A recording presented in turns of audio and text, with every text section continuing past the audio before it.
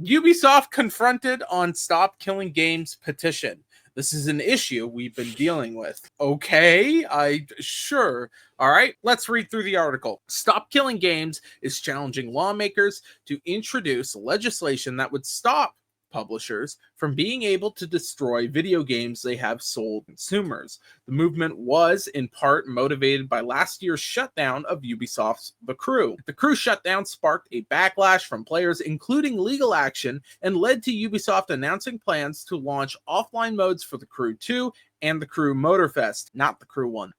At a recent annual meeting highlighted by GameFile, Ubisoft CEO Yves Guillemot was confronted by an aggressive questioner who confronted the exec about the Stop Killing Games movement and pushed on its plans for games preservation going forward. Guillemot responded, regarding the petition, we operate in a market, and whenever we release a game, we provide a lot of support for that game. We also provide a lot of services to make sure that the game is accessible and remains playable 24/7. So we provided information regarding the game and how long the game can be played. And players and buyers are forewarned that eventually the game may be discontinued. On The Crew, Guillemot noted that Ubisoft launched a 2-week promotion in September 2024 that offered the sequel for just $1 across multiple online marketplaces. And also announced plans to make the game available offline in the future. So this is an issue that we've been dealing with, he said. But this kind of issue is not specific to Ubisoft. All video game publishers are faced with that issue. Moz, what do you think? I don't know. It just seems like a bit of a shit way to do it. You know what I mean? It feels like he isn't actually. He's trying to. Oh, look! We're doing stuff. We're working on it, and it's actually not just us. It's actually everyone. Which fair, it is every company, but yeah. I don't know. It just seems like he's trying to push the blame onto other people so he can skirt around it. You know what I mean? Instead of just trying to figure out for his company, because you don't speak for the other companies, you speak for your, right?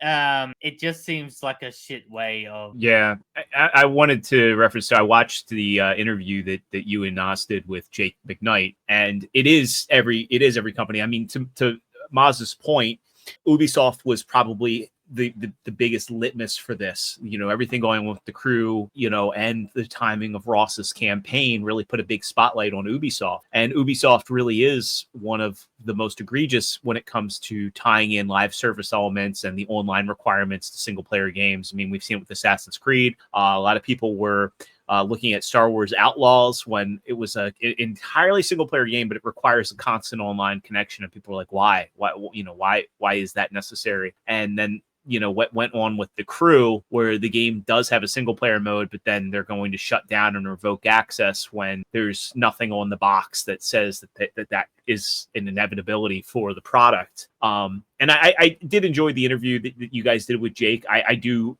disagree with him on many of the things that were talked about. You know, again, I feel like I don't think he was being disingenuous at all, but I do think a lot of like his responses were baked into like, you know, the Microsoft culture, you know, the corporate culture that they had, especially, you know, the way that he views licenses for ownership, right? And the way he viewed copies of a product. I think that's a different discussion altogether. But I definitely do think that in the case of Ubisoft, there does need to be a conversation, and I'm glad that a fire has been lit under them. Whether it's you know, just them saving face, at least the conversation's happening, because they could easily say no comment. Yeah, I mean, this whole thing. That when he says, "Oh, we're addressing the Crew shutdown," it's like you are, but you aren't.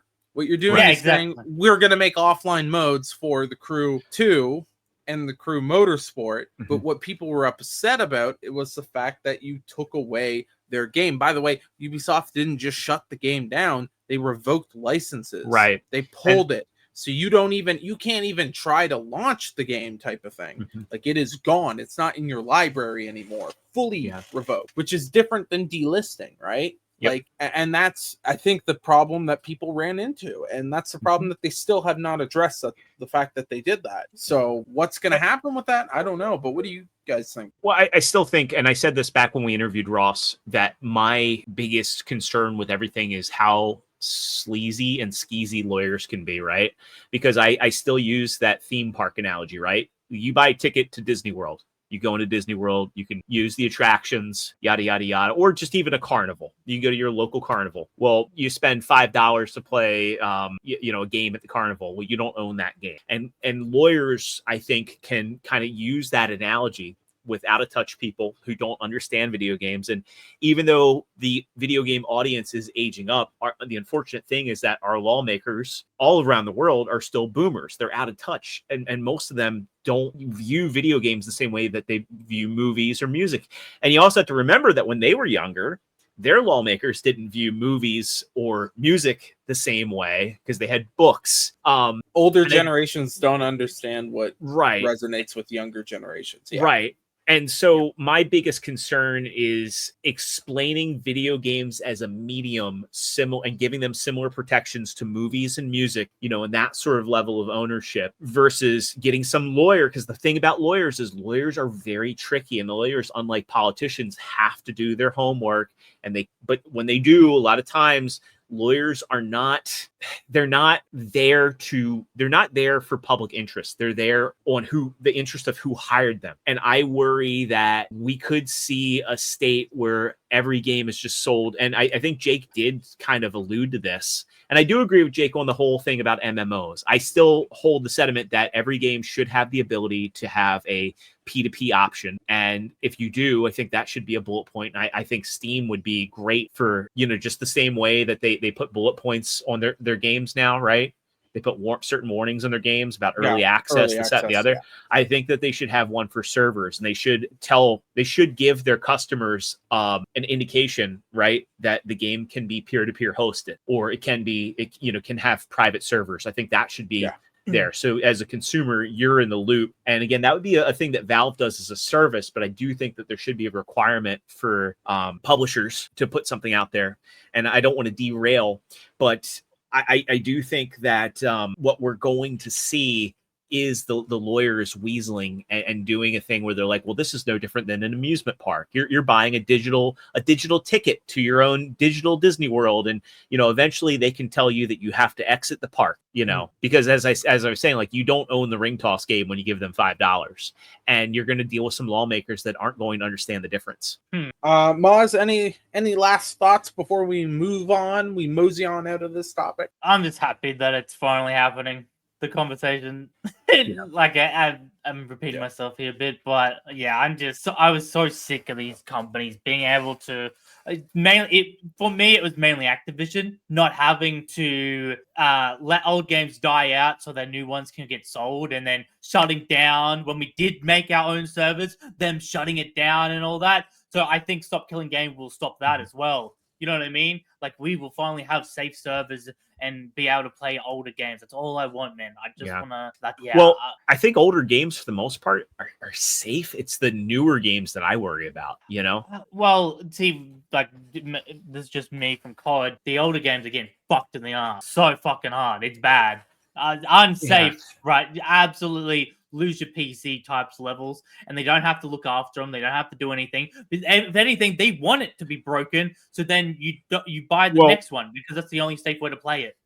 I worry about, like, because you do have companies like GOG that are helping immensely with that and preserving games, but I worry about newer games that have live service components or have always online slipped in, and you're going to run into scenarios where you're going to have somebody like really go in and hack and preserve that title. Like, again, like, I don't care to ever play Star Wars Outlaws, but I know people like McDizzle love that game, and I'm just using that as an example, like how in the future, if Ubisoft loses the Star Wars license, right? Disney revokes it from them, and you get somebody that's like, man, I really want to go back and play Star Wars Outlaws, and it's an always online game, and say Ubisoft pulls the rug out. I mean, how do they play it again? How do they play the Crew? And again, the Crew 1 is a over 10-year-old game at this point. It's 11 years old. But I just feel like moving forward, there are going to be new classics that are going to have stuff tied around them.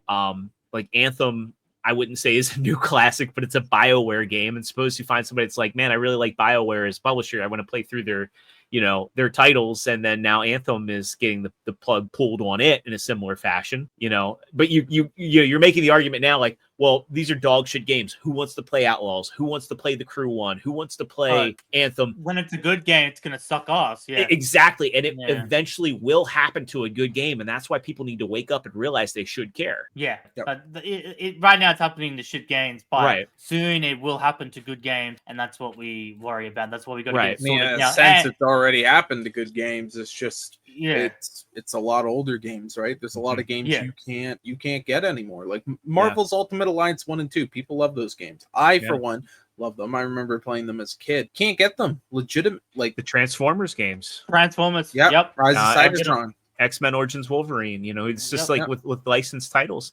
And that's why when we were talking to Ross, I said, you know, it's like we need to have some provisions and some protections. If a game's no longer able to be sold because of expired licenses, well, maybe the alternative is to change the way that piracy laws work around games that can't be distributed. You know, it's not piracy at that point. Yeah, but then you have to change copyright laws because that is a change on copyright laws, and it's a whole fucking mess. And it's going to be a mess no matter what, but it's good that at least people are talking about it. It has to be. It has to be done.